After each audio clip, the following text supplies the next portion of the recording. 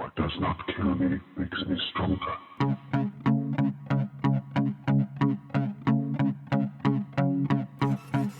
This is the Will to Joy podcast. Will to Joy is a resource for personal growth and transcendence based on the extraordinary teachings of Friedrich Nietzsche.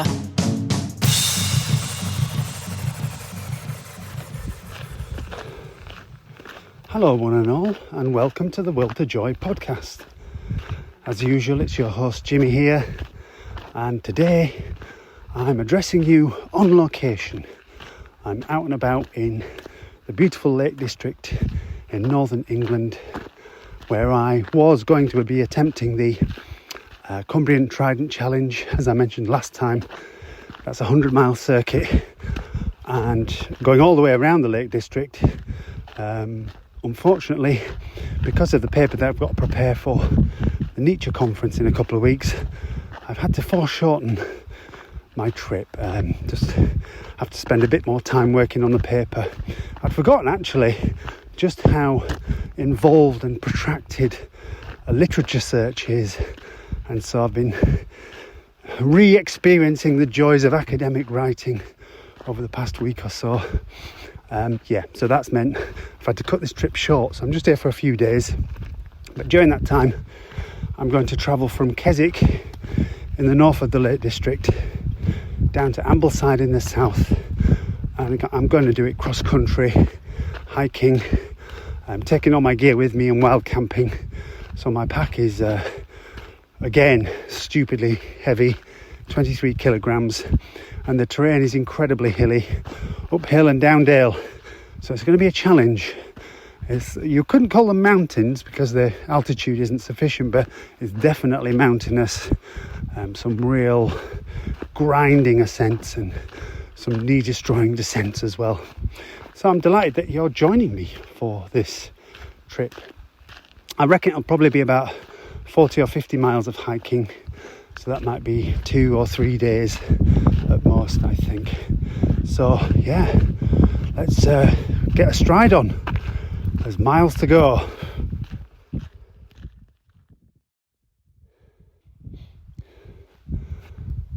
So let's have a Nietzsche quote, an appropriate one. And this is from Human All Too Human 508. Quote, "Out in nature. We like to be out in nature so much because it has no opinion about us." And that's Nietzsche there referencing the fact that when we're not in nature, when we're in the city, when we're in society, there's lots of opinions about us. And in fact, our own opinion of ourselves arguably is derived from the reflective opinions of others around us. So yeah, there's something liberating about being out in nature, especially if you can forget all your everyday cares and just try and focus on the beauty of the environment. So I'm going to be wild camping, as I mentioned, and the rule with wild camping is set up late, leave early, don't make any fires, and leave no trace. Strictly speaking, camping is not allowed in the Lake District outside of campsites, but in practice, as long as you're respectful and discreet, I think it's kind of tolerated, more or less. Now, this trip, my biggest concerns have been two things. Power for my devices, my phone in particular, because that's what I'm using for navigation, and water, because you really do get through the water when you're sweating cobs on some of these peaks.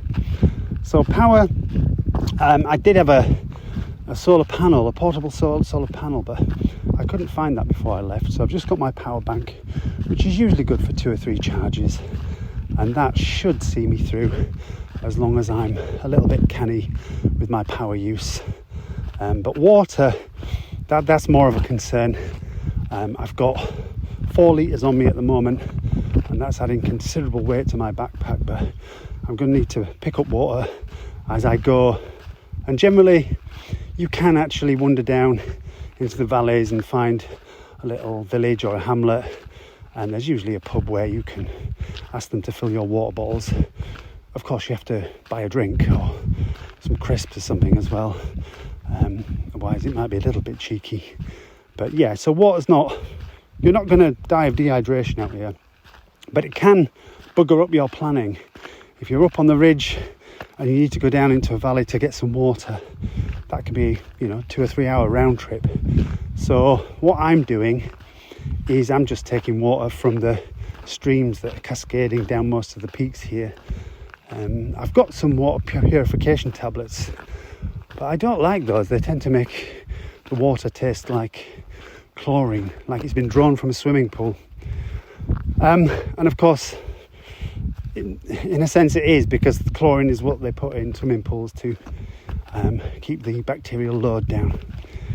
So I'm just drinking the water. I'm going for fast running streams where the water's very clear and it tastes good, and I'm just like filling my water bottles and drinking it. Now, I wouldn't recommend this because there is a risk involved, but when I think back to when I was a child, we used to go wandering in the countryside during the summer all day, hours and hours on end, and being children, we very rarely took any provisions or water. There was no planning involved, and so we used to drink out of streams all the time. I can even remember drinking out of puddles, which I don't recommend, but I certainly don't remember us ever having any tummy upsets as a result of that. So I think on the whole you can drink water, especially if it's high in the mountains. It's rainwater, it's coming off the tops, it's been held by sphagnum moss up there, which is a fantastic natural filter, and if it looks clear and it's running, my guess is it's probably going to be okay. Sure, people say, well, what if there's a dead sheep in the stream upriver? But I think the chances are small. So drink, I say. And I never enjoy water more than when I'm on these trips, because my God, you get so thirsty, and I kind of like that. The thirstier you are, the more delicious the water tastes. As with so many things in life, the hungrier you are, the better food tastes, so on and so forth.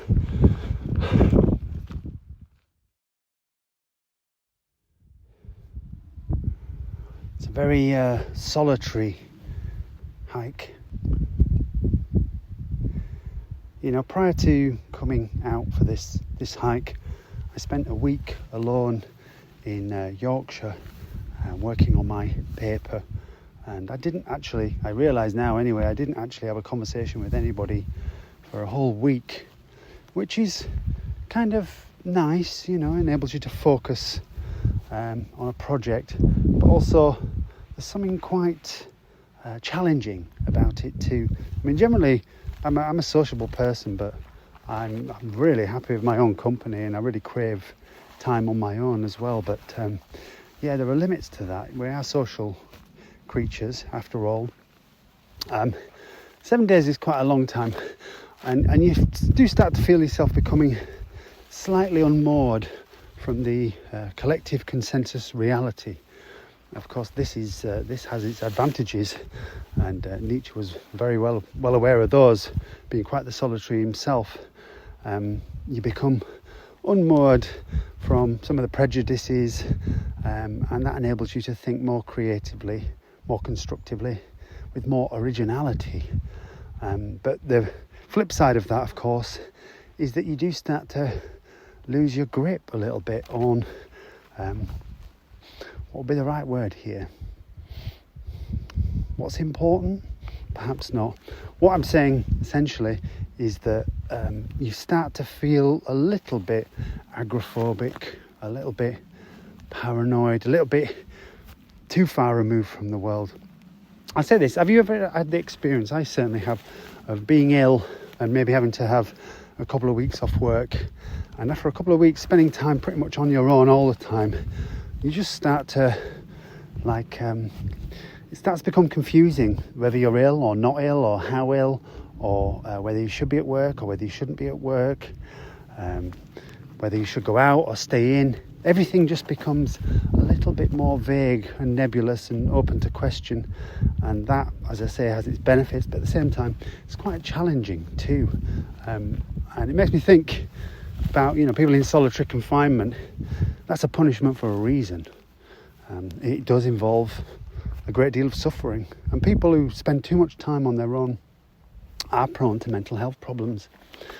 And conversely, I've got a friend who works in mental health, and a lot of his clients, serious mental health problems, schizophrenia, and they've become estranged from their families, and they don't have any real friends, and of course they can't work, so they basically spend all their time on their own in their bedsits, which is the worst possible thing for somebody with mental health problems.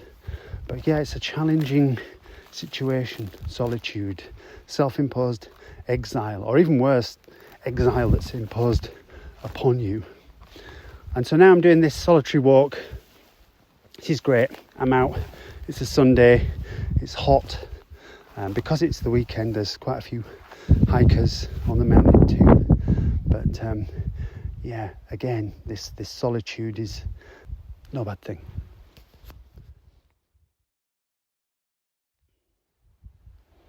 I mentioned that I had a week off work preparing my paper for the International Friedrich Nietzsche Conference in Belfast in a couple of weeks. I thought I might as well read you my abstract for that paper, perhaps to whet your appetite if you're interested. So the paper's called An Economy of Bodies, a Nietzschean genealogy of sex, beauty, culture and destiny. How does Nietzsche's notion of the aesthetic sensibility inform our understanding of the development of culture, social structures, and both individual and collective life under the conditions of civilization?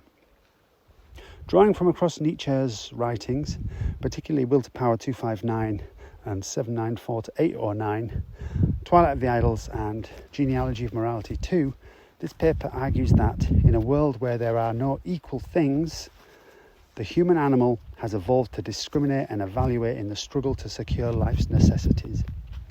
In its natural environment, it instinctively chooses that which is most conducive to optimal survival for reproduction wherever possible. This is will to power in its physio-psychological instantiation.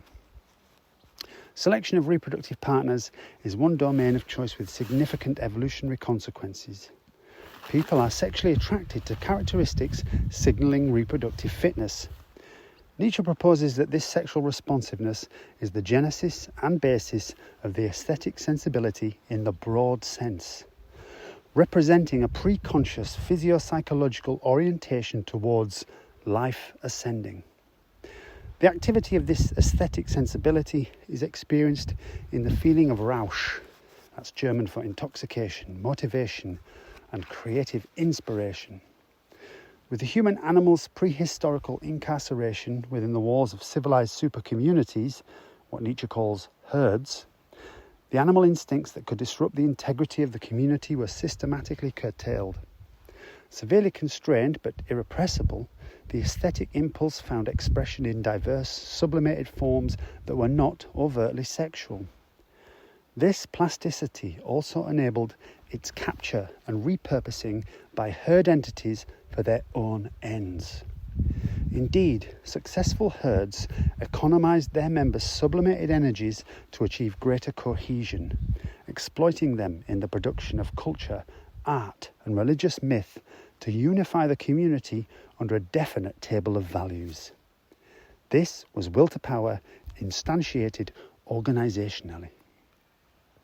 I hypothesise that, despite its appropriation into diverse non-sexual expressions, the essentially sexual function of the aesthetic impulse still governs social existence at the individual level today. Reproductive power traits such as physical beauty, health, fitness, charisma, intelligence, wealth, skills, and social status signal high-quality genes and/or resources for raising offspring. These traits attract and intoxicate others, stirring feelings of Rausch, and profoundly determine the social status and life chances of individuals. In this, we see grounds for Nietzsche's repeated assertion that beauty, strength, power, happiness, goodness, which is to say ascending life, are all in some sense coterminous. However, the evaluation of power traits relies on imperfect estimations of aggregates of multiple fluctuating qualities, influenced by cultural trends, mediated by ambiguous social feedback.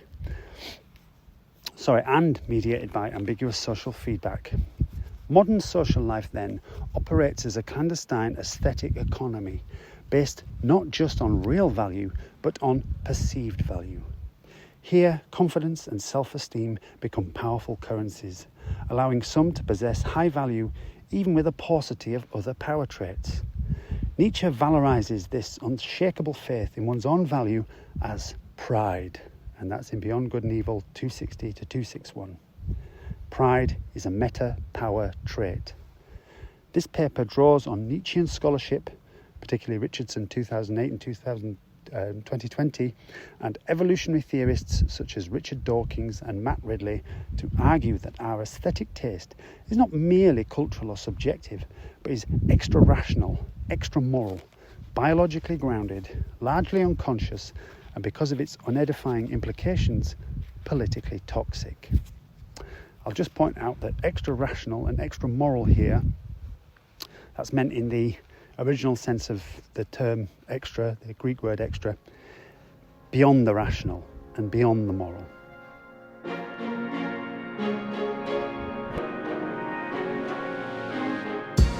Will to Joy is a new and tender green shoot striving towards the light.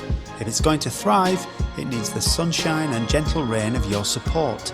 If you find value here, support me by doing a few simple things. Hit follow so you don't miss the next episode. Follow Will to Joy on all the main social media platforms. Drop the podcast a review. I'd love to hear your feedback. If you know people who get something from this material, please do share it with them. And please consider supporting me in this project for a few dollars a month. There's a link in the show's description. And if you feel ready for it, you can now also become a De Profundis member on Patreon with exclusive episodes that delve deeper into Nietzsche's philosophy for life. Link also in the show's description. Your support will ensure that I can keep producing the Will to Joy podcast to support you in your own flourishing. Thank you. Quote, "It is what one takes into solitude that grows there, the beast within included. And so many men should be dissuaded from solitude." Unquote. That's from Thus Spoke Zarathustra.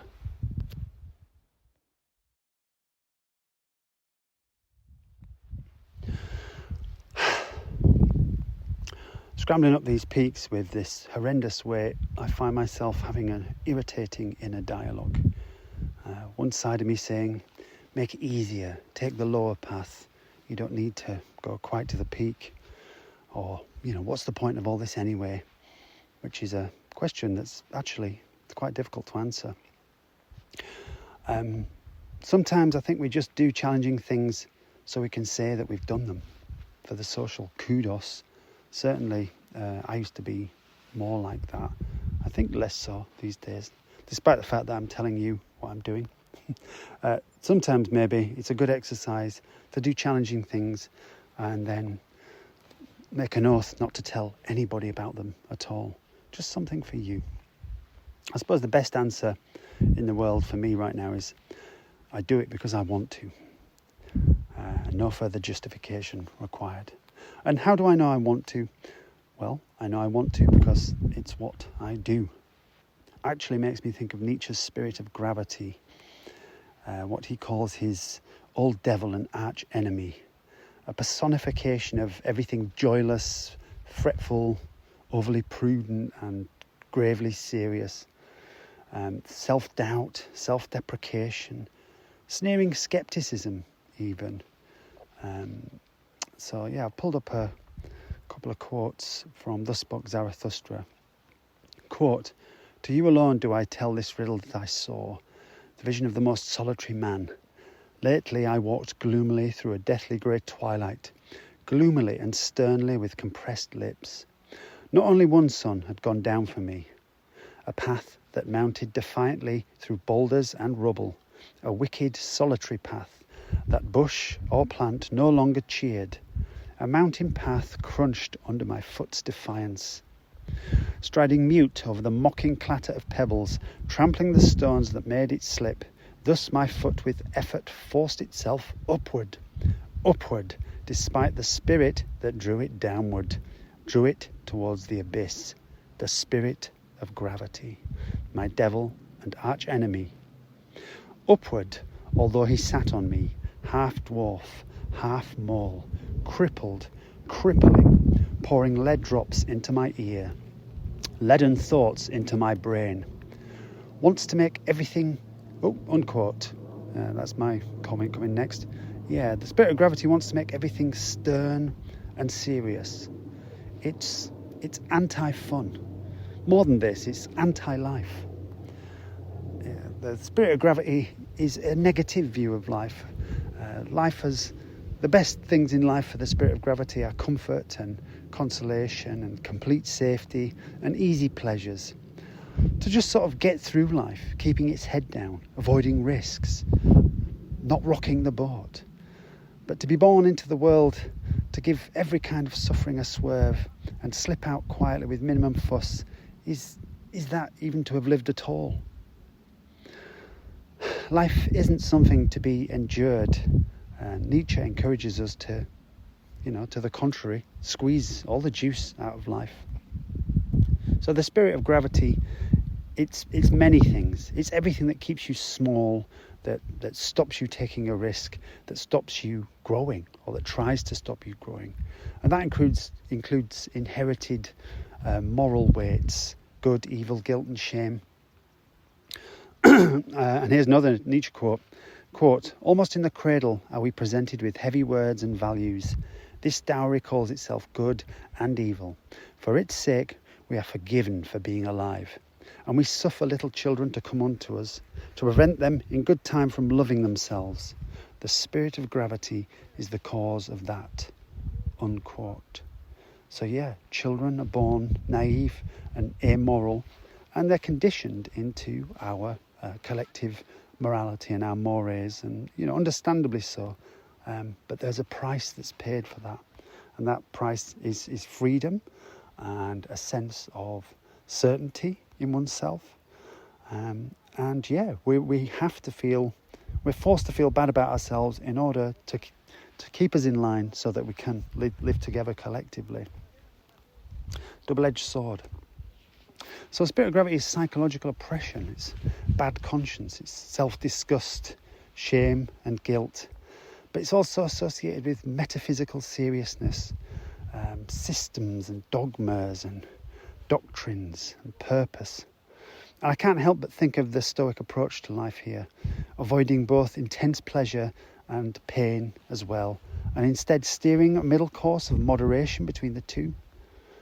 But even moderation should be moderated, right? It can't all be resignation and fatalism. Instead, Nietzsche encourages us to grasp life with both hands. Buddhism too, with its quiet quest for imperturbability, to be unmoved and unmovable, to be insulated from the world and its cares, to achieve maximum detachment. Doesn't this seem kind of neurotic? Like someone who never leaves the house in case something unfortunate happens? Like someone who tranquilizes themselves? Maybe. I'm no expert on Buddhism, so I'll leave it for others to judge. But isn't all this resignation and detachment and insulation, isn't this just a kind of nihilism? To refute the character of the world? And so the spirit of gravity is everything that dampens life and makes it gloomy. And for Nietzsche, the opposite of the spirit of gravity is, well, that would be the spirit of levity. It's to be a bird, it's to fly. As he writes again in Zarathustra, quote, one must learn to love oneself with a sound and healthy love, unquote. To love yourself in Nietzsche's sense is not to coddle yourself, it's to express all your possibilities. Is to have what Nietzsche calls self-reverence, to have high standards for yourself. Standards that are so high you might not always even meet them. The phenomenon of asceticism, self-denial, In the religious ascetic, we see practices of self-denial as punishment and penance, but the Nietzschean ascetic practices self-denial to hone and temper their body and their character, to transform the chaos within into a dancing star. It's the ultimate form of self-respect. The spirit of gravity forbids play, forbids laughter, is embarrassed by dancing, and is unable to fly. As Nietzsche says, I should believe only in a God who understood how to dance. And when I beheld my devil, I found him serious, thorough, profound, solemn. It was the spirit of gravity. Through him all things are ruined. One does not kill by anger, but by laughter. Come, let us kill the spirit of gravity. I have learned to walk. Since then, I have run. I have learned to fly. Since then, I do not have to be pushed in order to move. Now I am nimble. Now I fly. Now I see myself under myself. Now a God dances within me. Unquote. The spirit of gravity is what pulls life downward into an abyss. It's what would rather suppress the self rather than risk becoming. It's self-sabotage, self-undermining and self-denigration. It's moral guilt and shame for one's animal instincts, which are inescapable. It's deep psychological ill health. The spirit of gravity is existential cancer. Refreshment stop in a pub, nice little pub near Buttermere, and don't worry, I'm not drinking alcohol. That would be insane in these circumstances. Instead, I'm having a pint of St. Clement's. If you've not had that before, it's half fresh orange juice and half lemonade. So you've got the sugar of the lemonade and then some vitamin C with the orange juice. Lots of ice, obviously, absolutely mandatory with this weather. It's too hot, basically. Yeah. So this drink is just about perfect. I guess if you put half a teaspoon of salt in it, it would be the absolute perfect drink for a day like this, when you're losing so much liquid. Just wanted to mention, having listened back to a couple of the recordings, obviously there's quite a lot of wind noise on there. Well, we're in the mountains. It is windy among those peaks, and so my apologies for that. But I trust that you will acknowledge that it is all part of the atmosphere. Whilst I was in the valley before I got here, I took advantage of the lake and had a nice dip, which was absolutely a tonic. Just that cold water after being in the sun all day, lovely, and a chance to rinse off the sweat.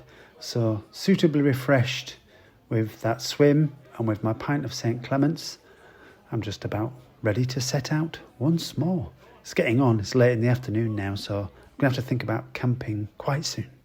Okay, let's go. Oh, what luck. It's been a really tough day, absolute Nemageddon. Those descents have been particularly punishing, and I've clocked up 17 miles at the end of day one. A couple of times I nearly went head over heels, and when you're carrying a 23 kilogram backpack, you really can't afford to trip and face plant or twist an ankle either with that extra weight. So yeah, been trying to be a little bit careful. So I'm actually very surprised that I've managed to rack up a distance like that. But I find myself at dusk on the mountainside above Lake Buttermere, looking for a suitable place to pitch my tent, and with absolutely unbelievable good fortune, I've stumbled across a bothy. If you don't know what a bothy is, it's a refugio or a cabin, a stone-built cabin, and it's used for people to overnight in. Very basic, just a shell. It's got a couple of windows and a door, but there's a fireplace and there's some sleeping platforms on which to put my sleeping bag. So yeah, I'm feeling extremely blessed at the moment. There's even a few logs for the fire, so I've managed to get that going, and some firelighters, and some very kind mountain types have left a few cans of food. There's some chili beans there, some spaghetti hoops, kind of ratatouille. I might have the ratatouille. And there's a stream nearby as well for water and for washing. So I'm here on my own, absolutely perfect. In some ways it couldn't be more Nietzschean. So in a moment I'm going to get out my pen and paper and write down a few thoughts. But I say I'm alone in here. Actually, there is one other occupant, and that is a very small shrew. Beautiful little animal. Very rarely get to see those. I think I've only ever seen one live one once in my life. It's like a tiny mouse, if you don't know what they are, but with a very long tactile snout. And it's come out because there was an opened Snickers on one of the shelves out of its reach, and I put that down near the fire because I thought that would make a good firelight with all the sugar and fat in there.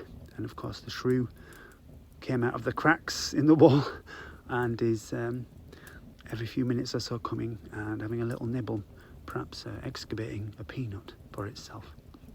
So here I am. I'm going to eat and I'm going to reflect and I'm going to sleep. And wonderful, wonderful stuff. So with that, I shall bid you good night.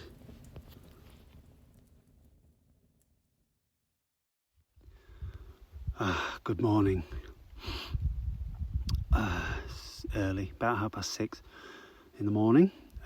Not the best night's sleep. Interesting dreams though.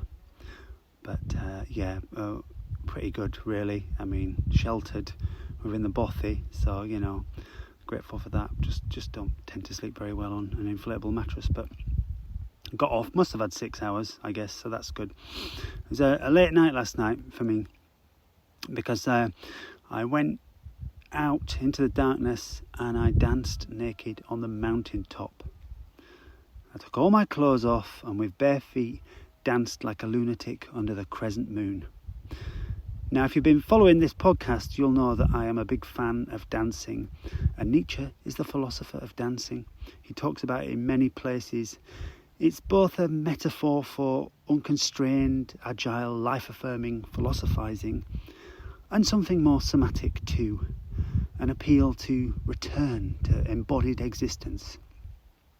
For some people, the idea of dancing outdoors, never mind naked, will be an unthinkable prospect. What if someone sees you? Isn't it illegal? Worse, isn't it embarrassing? And sure, there was a bit of self-overcoming involved on my part. It's just not done, is it? Not where I come from, anyway. You might even think such an exploit is nothing short of cringe-worthy. And I see a lot of reference to the word cringe on the web generally these days. And I wonder if, far from demonstrating one's superiority, labelling things cringe isn't a sure sign that you have been captured by herd psychology. What is cringe at bottom? It's an evaluation deeming that something would be found laughable or embarrassing by the majority. But, screw the majority, right? Hate something? Yes. Despise it, ignore it. But stop cringing, even vicariously. Cringing is for slaves. Who is it that doesn't cringe, doesn't identify with the evaluations of the herd, is immune to embarrassment, is immune to shame? If you've been following, you should be well aware that it's Nietzsche's free spirit. The contrary, the bound spirit, takes all their evaluations from the herd, is just an extension of the herd, just is the herd, in fact. When you can be cringe and not care a damn, well then maybe you are starting to become something. In Nietzsche's view, the human is the only animal that has been trained to despise itself. That's unhealthy and unnatural. Yes, shame-based moral conscience helps to keep society together, but it's a tool of social control and it's for the benefit of the herd, not for the individual, not even really for the community, for the herd as an entity, for its existence, its survival. And as I've said before, when it comes to shame and guilt and people feeling bad about themselves, people feeling ashamed and embarrassed, What is more perverse than torturing an innocent animal? Training an innocent animal to torture itself. Now, yes, I guess there's the kind of cringe that is about one's taste being offended, and that's not my target here. I'm only talking about the if that was me, I'd just die kind of cringe. I'm saying it's not cool to care only about what other people think, especially other people as an amorphous mass. And I'm reminded of Nietzsche in The Joyous Science, where he says something like, for if you are in any way still ashamed of yourselves, you are not one of us. I can't remember which aphorism that is. So I'm talking about what I see as the colloquial sense of cringe, which is that sentiment. If that was me, I'd be so embarrassed, I'd be a laughingstock. Embarrassment is a form of subordination, and one that is neither edifying nor healthy, in my view. Is embarrassment ever a good thing? I'm not sure. I can't see how. The human is a social animal, and no one escapes the herd completely. But what can be transcended is fatuous herd valuations.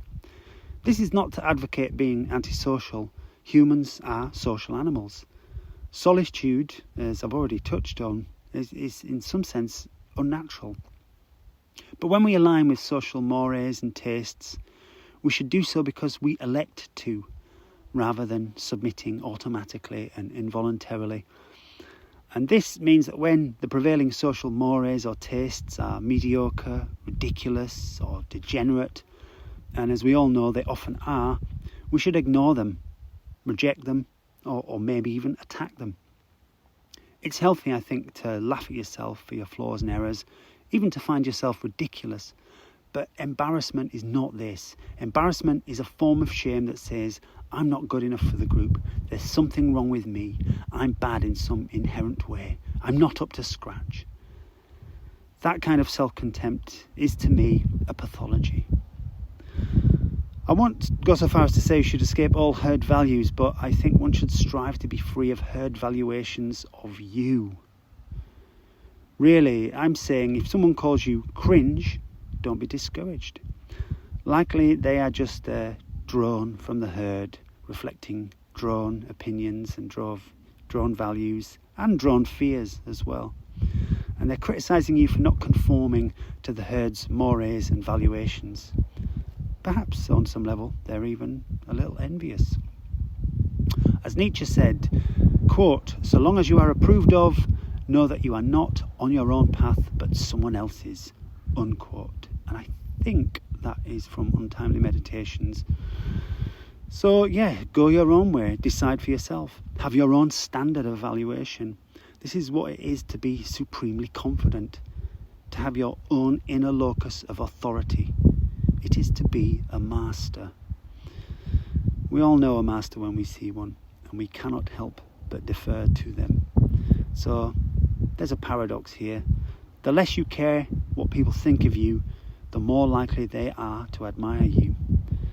And the more you care what people think of you, the less likely they are to admire you. But all that aside, I danced because I wanted to, and I know I must have wanted to because that's what I did. And it felt good. The cool night air, under the stars. I know when I'm getting into the right mindset with dancing because the feeling is of being right here, right now. No third personing myself, imagining what I must look like to an external observer. And honestly, I get goosebumps when I get it right. It's a reconnection with something animal, something primal.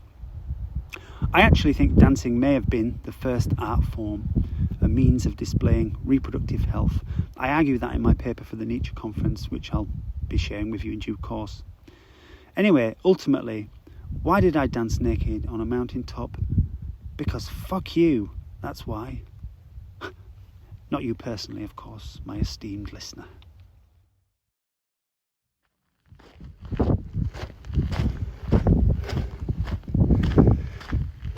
Well, I've made excellent time today on day 2. I've done 21 miles, so I'm practically at Ambleside. So whereas I envisioned spending 2 or 3 nights camping out, It's only been one night, so probably gone a little bit too fast for my own good, or not set myself a long enough distance.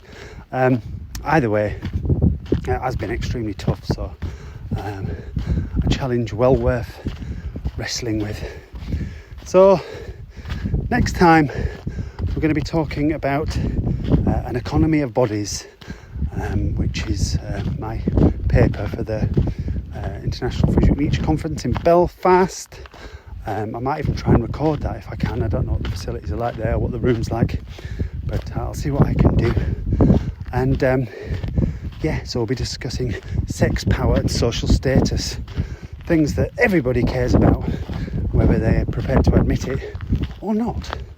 Now that next show won't be on the fortnightly Friday as usual, which I guess that's probably going to be about the 5th of September, because I'm actually going to be in Belfast at that time, so I really don't think I'm going to be able to do the recording. So it's going to have to be a bit later, perhaps a week later,